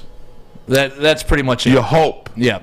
You hope. There's no doubt. So, guys, we're going to take a break. Come right back. When we do, we'll go back to the NFL and talk about, maybe we can talk a little bit more about college. I mean, is there a game that you want to see? Because there's not one college football bowl game that I care to have appointment viewing other than the college football playoff. That's where we've gotten to. But first, a message from Chili Peppers Tanning. Well, we haven't seen the sun in, about 14 days, and just like we're hoping for Michigan, I hope to see the sun soon, but we're not gonna. It's Michigan, so you know what you got to do to get that vitamin D? You got to go to Chili Peppers Tanning so you do not look like the pale kid in class. They got the hottest bulbs, they got the hottest deals, and the darkest tans at Chili Peppers Tanning, and with locations all over Metro Detroit, they got one near you. So go hop in there, get your tan on, get warm, get some fake sun, and let them know Woodward Sports sent you. Love Woodward Sports? Love wearing clothes? Then you should be wearing Woodward Sports clothes. Check out our full line of merch at woodwardsports.com. Just click on Shop. We have all your favorite designs, like Dan Campbell kneecaps, Beverly Hills Golf, Woodward Golf, and of course, our own logoed out merchandise. Men, women, infants, kids all love Woodward Sports. Impress your friends. Impress your boss. Impress your dog. Buy Woodward Sports merch today. Introducing the Planet Fitness Guide to getting that post-workout glow. Step 1. What's your why? More epic energy? Better sleep? Blow off steam? Step 2. Join Planet Fitness for just $10 a month and get moving in our clean and spacious clubs. Step 3. Bask in that post-workout glow. Join Planet Fitness today for just $10 a month. Join today at any of the 50-plus Detroit area locations. I'm Dr. Jason Olafson, DC, the founder of the Custom Health Centers, and we've helped thousands of people learn how easy it is to lose weight and keep it off with our customized weight loss and body contouring programs. With Custom Health, you don't feel hungry, you eat well. My name is Simeon Timbuk, and I've lost 71 pounds on the program. Call us at 844-789-THIN or visit CustomHealthCenters.com for a free consultation and get started for as little as $5 a day. A ton of fun, a ton of sports, and a ton of man-meat. Welcome to the Woodward Heavyweights, live daily 5 to 7 p.m. on Woodward Sports. The official energy drink of LCA is Cintron.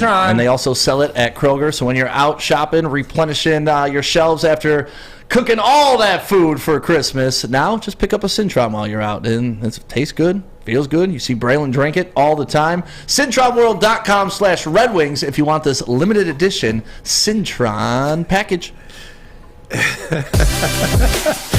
Laughing at Easy, trolling people in the chat. I'm laughing at Tom Mazaway. Oh, well. Because he texts the show. Oh, God. And I think you're right. He is at, we have a text thread for the show, and he says, "How's it going?" And I just said, "Good, you?" Because we have a standing joke. We go to this restaurant. It's a takeout place for food. JB, you'll love this. And And the guy says all the time, you say, how's it going? And he's just, good, you? And so that's what I told him. I said, good, you. And I'm just making nonsense now. I mean, nobody's paying, I don't know. I guess you have to know the guy to understand. Oh, it's Maz. You can mess with Maz at any time, anywhere. Good. I have a love-hate relationship with Maz. Right. It's 90% love, though. Good, you. Anytime I see Maz, he says, how you doing? I say, good, you. Good, you. And then, I was talking about Easy trolling people in the chat. We were talking about drafting quarterbacks and how successful teams do it, and then Easy went on to prove our point when he thought he was proving his. He says RG3 and Kirk Cousins. And he says Josh Rosen and Kyler Murray. It's like, those are horrible examples. But again, horrible examples of where you spend that draft capital. It is, but at the same time, you can't quit giving. But look at what the Cardinals did with the Josh Rosen. Let's just hyper focus on that for a minute. You spend the number 1 overall pick on Josh Rosen, or what was he, number 2? Josh Rosen was 10, I believe. Okay, he's a top 10 draft pick. Mm-hmm. Then you say, that's not the guy. Let's go spend our other top 10 draft pick. Mm-hmm. Now you got 2 years of capital wasted because they don't even like Kyler Murray right now either. Even though they were forced to re-sign him to an extension, him and Cliff Kingsbury have not been getting along. So you've screwed yourself out of 2 first-round draft picks. Why? No, I get it. Look, I understand what you're saying, but at the same time, I don't think you can just double down on a bad quarterback. If you know that Josh Rosen, for instance, is not the guy at quarterback, you can't just go to war with him if you don't believe in him. You can't make a bad choice like that. If you believe Kyler Murray is your guy, you take the quarterback. And again, RG3 was an injured quarterback, at one point in his career. He was not a sure thing. I mean, he won the Heisman, didn't he? Did he win the Heisman, or he was a Heisman finalist? I believe he won the Heisman. Yeah, I think he won the Heisman too. But far from a sure thing. They wanted to take a chance on him, an educated chance on him, and then they drafted Kirk Cousins in the 4th round as backup. I mean, you look at Mac Jones, a first-round quarterback. They take Bailey Zappi in the 4th round as well. You just don't bury yourself if you've got a bad quarterback. I understand what you're saying, Stick, but at the same time, is it Kyler Murray or is it Cliff Kingsbury is why Kyler Murray sucks right now? Because Cliff Kingsbury is a bad head coach. Cliff Kingsbury lost with Patrick Mahomes at quarterback when they were in college together. So you never know if that's a bad draft choice or not because of how bad the head coach is. Counter option, I think it's Call of Duty. That's making him worse. Yeah, right.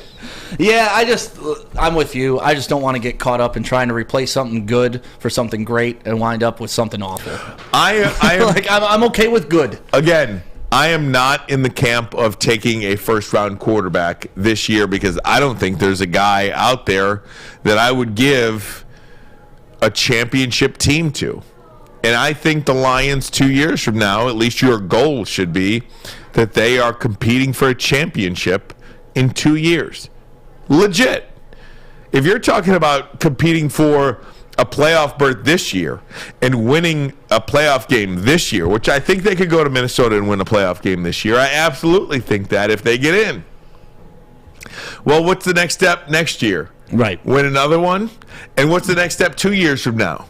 At some point, it has to be winning a Super Bowl, and I think that comes 2 years from now. So if you think you have a Super Bowl caliber championship team in 2 years, are you giving that to a first-year starter? No, and that's what I'm afraid of. If it's Bryce Young, maybe, but not any of these other guys. Well, and I'd like to take cue from the San Francisco 49ers. And, yes, I think they did waste a draft pick on Trey Lance. That's not the cue I'm talking about taking. Yeah. The cue I'm talking about taking is build a complete team. Then worry about your quarterback. Don't try to reverse engineer this. And you get a quarterback, you got him on his rookie contract. It takes 4 years for you to put a good team around him, and then you can never really evaluate who he is or what he can do. Have the team, then the quarterback, not the quarterback, then the team.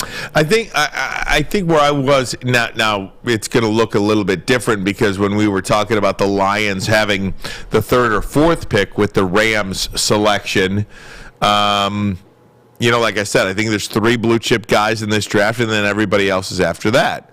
If you're talking about the top 12 guys in this draft, and you have 1, 2, 3, those 2 defenders, and then picks 4 through 12 are all offensive players. If you look at Mel Kiper's big board, JB, he's got like 5 offensive linemen in there, a couple of edge rushers, which you believe, you've got Aiden Hutchinson, you've got Josh Paschal. You hope you don't need to take another one, right? I mean, maybe you could get a lineman, but again, the need doesn't fit the pick.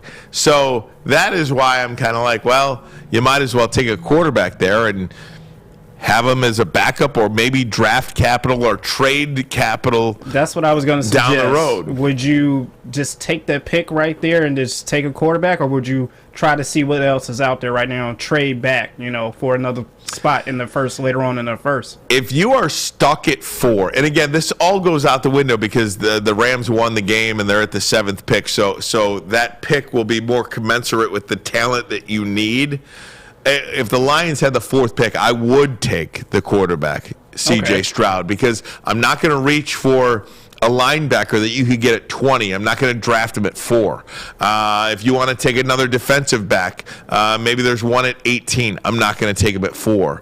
When you're talking about all these offensive players as the best available, I do think you take the best available player at 4. Now, again, this conversation is null and void because the Rams won the game, so now they're at 7. So at least that pick kind of is more in line with a little bit of the needs of your team. But there you go. So we're going to take a break, come right back. But first, a message from Guardian Alarm. They're your local security experts, have been for over 90 years. When you see that black and yellow sign out in front of your house that tells the bad guys one thing, stay out. That's right. Whether you are at home or on the road, they're 24/7 local monitoring. Make sure what is important to you, stay safe. Call this number right here, 1-800-STAY-OUT. That number again, 1-800-STAY OUT. Call them today. Tell them Woodward Sports sent you. The Sports Marketing Agency would not be who we are without great community partners like Higuera Health and Carol Zuniga. It's an awesome opportunity to partner with your organization. Higuera Health is a comprehensive behavioral health organization. We serve children through older adults with mental health, substance use, and developmental disabilities across Western Wayne counties, and really excited to now be in downriver communities as well. Give us a call at 734-458-4601. We don't like to brag that we are the toughest sports network in Detroit, but we do have a guy named Darren McCarty on our side. Lemieux and McCarty, you've got a good knockdown drag up. There they go, right on the whistle. They were talking to one another. Woodward Sports. It's wintertime in Detroit, and it's always better with comfort food from Big Boy. Try the classic meatloaf or the Cajun chicken Alfredo. Or what about breakfast? That stuffed potato pancakes are back. The Lumberjack, the Santa Fe Garden, and of course, the Blockbuster. No, not the rental store. The food, the Blockbuster. Stop by your local Big Boy today and give them a try. Welcome back, WoodwardSports.com. Ryan Ermanni, Stick is in for Braylon. We've got JB, we've got Fletch. Motor City Bowl, not the Motor City Bowl, Quick Lane Bowl going on downtown Detroit right now. It is Bowling Green losing to New Mexico State 14-0. There have been some pretty big hits in this one, but nonetheless, college football at its finest downtown. It's funny because I would have liked to have gone to this game for whatever reason. I would have liked to have enjoyed that game, but there's not one. I was looking on ESPN.com, just looking at the scores section in college football. There's not one college football game outside of the playoff that is absolute appointment viewing for me. And maybe it's, the Rose Bowl game normally would have been, but, the games are on January 2nd as opposed to January 1st this year because of the NFL schedule taking over on that Sunday, January 1st. Not that matters or anything like that, but most of these big games now, the best players don't play. Yeah. And that kind of sucks. The Iowa-Kentucky game. I mean, look at Njigba Smith. He's not even playing in the national. He don't care in the playoff game. No, he got to go cash his check, and not like he wasn't getting paid enough at Ohio State already. But damn. But yeah, no, that's the problem, and this is the problem the NCAA created by creating a 14 playoff. I know they thought they were solving a problem by not letting it go to a committee and a vote and all that good stuff, but all you did was kick the can down the road a little bit. And even with them adding more teams, all they're doing is kicking the can down the road, because now there's going to be 2, 3, or 8-3 teams. You're going to be like, well, why does this 8-3 team get in and this 8-3? Like, there's always going to be the discussion on who's getting in. I mean, look at the NCAA basketball tournament. They had to add play-in games because 64 wasn't enough. Right. And eventually that's where they're going to get with the football too, I'm assuming. Yeah, these bowl games are meaningless, and that's why you just don't have the best players, the NFL caliber level talent playing in any of these bowl games. You just don't. And I just want to make it clear, I don't blame these guys. I mean, again, you're playing a one-game season. Look, there's an advertisement right now for the All-State Sugar Bowl. Alabama and Kansas State. Is Bryce Young even playing? I don't know. Do we know if Bryce Young is playing in this one? Alabama and JB, Kansas do you know? State. I don't, but I believe he is. He should be playing in this one. I haven't gotten any word that he was sitting out. Yeah, so. Will Anderson and Will Anderson Jr. and Bryce Young. If they play, I'd be interested in watching Alabama play because it's Alabama. But at the same time, I don't blame these kids for sitting out. And we saw it last year in the Rose Bowl with Chris Olave and Garrett Wilson. They did not play. Jackson Smith and Jigba pretty much sat out all year this year. And they do that at Ohio State. The Bosa, one of the Bosa guys, was it Nick Bosa or Joey Bosa? One of those Bosa guys sat out the whole year. Yeah. Jadeveon Clowney, remember when he did it? He didn't even play a whole season after he lit up the running back for Michigan. I forgot. That was one of the best college hits of all time. Yeah, no doubt about it. But I mean, this also is a part of the transfer portal era too, right? It's all kind of all within one encompassing thing that's really hurting college football, because you had over 1,000 kids enter the transfer portal this year, and I saw somebody put out a tweet. It was an ex-NFL player asking, why would a college coach even go on recruiting trips anymore? Why would you go to recruit high school kids? Why? Now all you got to do every year, go to that portal, find out who they are, what they play. They've already had a year of established college football. They're not as big of a risk as going and grabbing a high school kid. So really, they thought this thing was going to be great and to create some competitive balance, people be able to transfer where they want, but they didn't regulate it enough, just like NIL. Right? Great concept. These kids should get paid for money that they earn the institution. But putting no rules on it is the dumbest thing I've ever heard of. And it's all just, the NCAA just keeps tripping over its own feet, and it's hurting their product in the long run. And I agree with, I wish I remember what player tweeted that out. But I agree. Sense, right? Why would Jim Harbaugh go to a high school kid's house when I got 1,000 kids sitting in the portal that I know are D1 ready?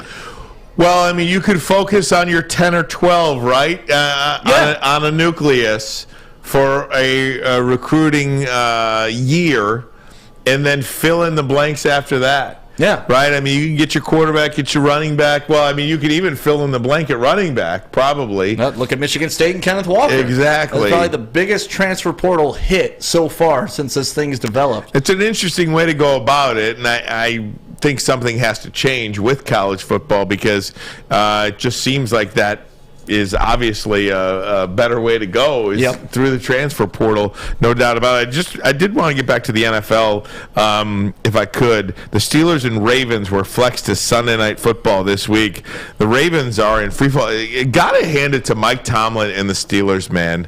Man, I counted them out, and they are right in the thick of things in the AFC wildcard picture. So this game goes to Sunday Night Football, and I love Mike Tomlin, and I love the Steelers. Man, they are an exact example of why you don't panic and why you don't throw away good things.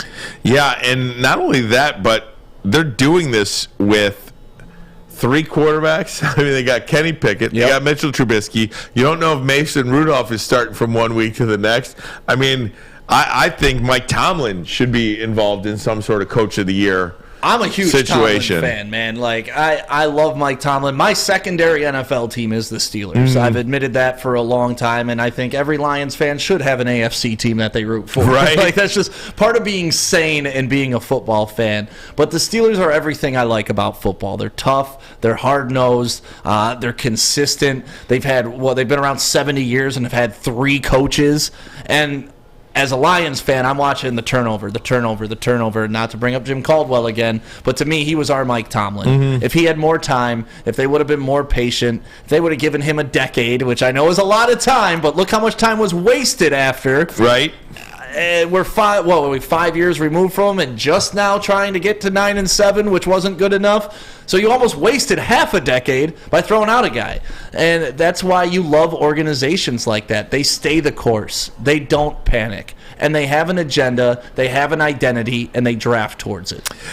We make a big deal about the Lions starting 1-6. How about Jacksonville, who started 2-6? Yeah. They are in position to win a division championship. And Trevor Lawrence is playing like the Trevor Lawrence that everybody said he was going to be. He looks phenomenal at quarterback under a Doug Peterson offense. And with Etienne back in the backfield, he didn't have that last year, but he also had horrible coach. So it's great to see.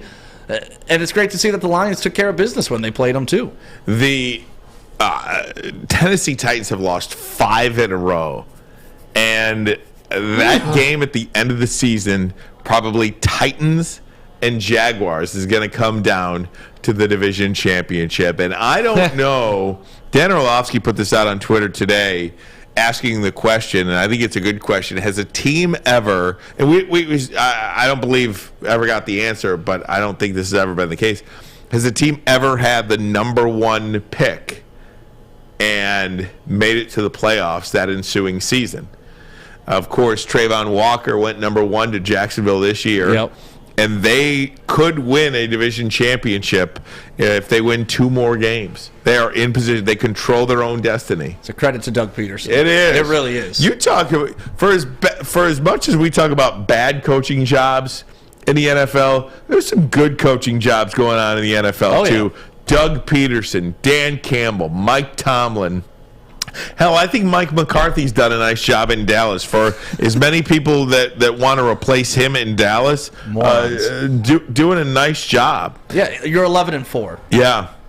I think 11-4. Zach Taylor's done a nice job in Cincinnati, coming up with a Super Bowl loss. Well, look at it in Miami. That's going south, though. They're going south, but at least he breathed some life into it because it was dead before he arrived this year. No doubt. Nick Sirianni in Philadelphia has done an incredible job. Isn't it crazy how Philly still they won the Super Bowl, 3-4 years ago? 2017, right? Was it that long ago? Okay, 5 years ago. Yeah. They're back in the mix with a completely different roster. Yes. Not It's a even close to great point. It's a rebuild when they didn't really have to rebuild. It's wild to me how they were able to have this 5-year gap of greatness. That's a great point. Back to wrap it up next, but first a message from Custom Health Centers. Get your customized approach to weight loss. Think of all the ways that weight affects your health, mentally, emotionally, spiritually, physically, all of it. Custom Health Centers can help you out. Now look, I know the new year is coming up, and you might want to splurge this week, do whatever you got to do. Fine. Make the call today, though, and get set up for the new year. Just do it. Get it done right now. That way, when the new year starts, you can hit the ground running. 844-789-THIN. That number again, 844-789-THIN. Call them today. Tell them Woodward Sports sent you.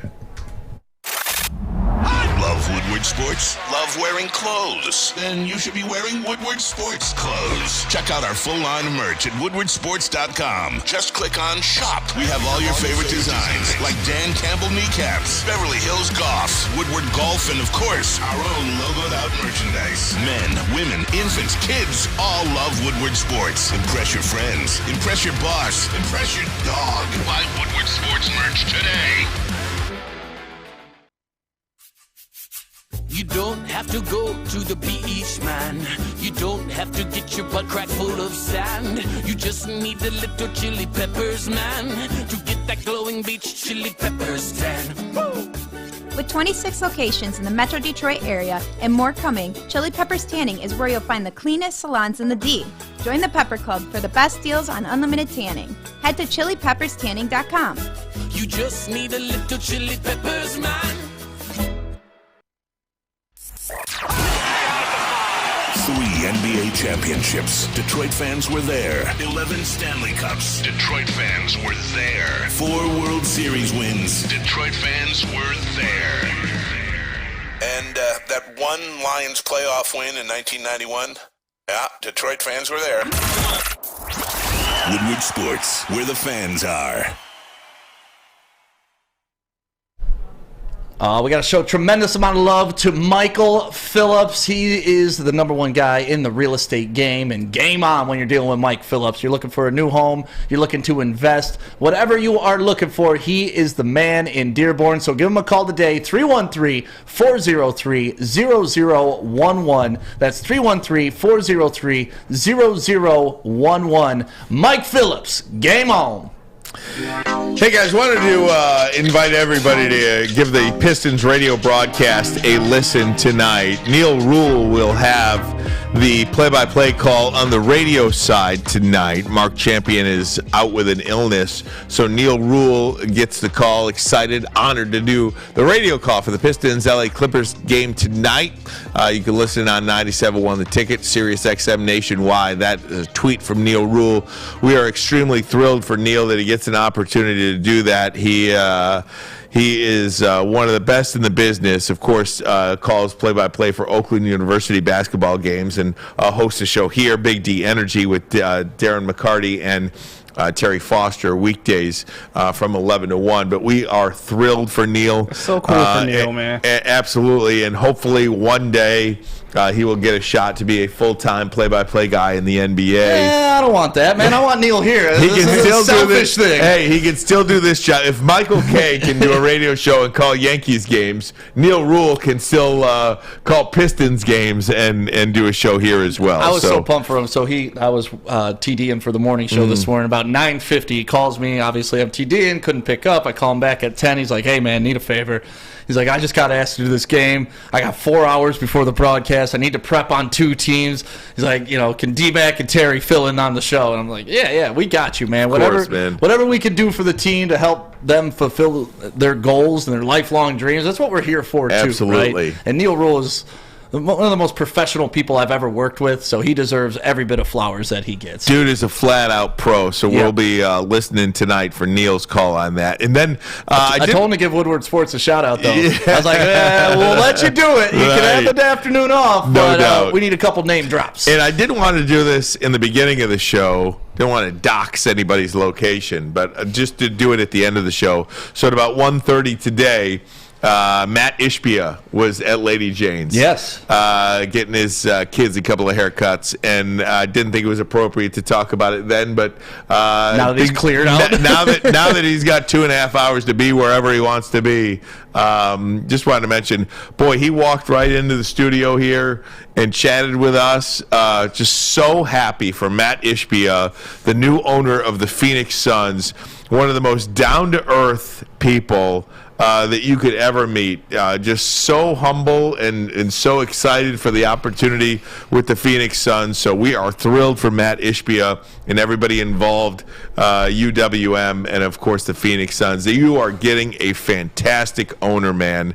And for everybody wondering, he wanted a Detroit team. Yes, he really did. It was we asked him to come on the show. He's like, I'm getting my kid's haircut and stuff like that. But we still got a little impromptu interview out of him, and just how well-spoken, how measured, and how smart that guy is. It was really impressive. And he wanted a Detroit team, but he pointed out, listen, there's only like 9 franchises that will ever change hands, and I was lucky enough to get into one. But yeah, Matt Ishbia just getting his haircut at Lady Jane's. It was pretty cool to have an opportunity to talk to him, and again, we wish him nothing but the best. And thanks for spending some time with us before the show today, just chatting a little bit. And he says he watches the show. Yeah, like that was a cool thing too. Like he's aware of everything that's going on, and obviously as a big sports guy in the Metro Detroit area, Woodward Sports, you should be aware. But it's always nice to get confirmation that even a guy that's sitting there on $5 billion is checking it out. No doubt. So great show today, guys. Stick, thanks for filling in. We'll have some fun tomorrow. Again, hope to have more from Michigan as they land in Phoenix and get prepared to play the college football playoff. JB, any last words for us? No, just dynamite dropping. I'm proud of Neil though. Yeah, no, very exciting. Fletch, you good? How you doing in there, buddy? Good. I have to go to the bathroom. Oh, good. Okay, good. So I'll help you out. We had some technical issues. Me and Fletch got figured out. Thank you for having a one-man diatribe for a little bit. We appreciate it. It's all good. All right, guys. Hey, thanks for listening to us. Check back with us tomorrow. Heavyweights coming up 5 o'clock. In the meantime, stay safe. We'll see you tomorrow. Make sure you download the Woodward Sports app in the App Store and the Google Play Store today. Take Woodward Sports with you wherever you go and listen live on your phone or mobile device.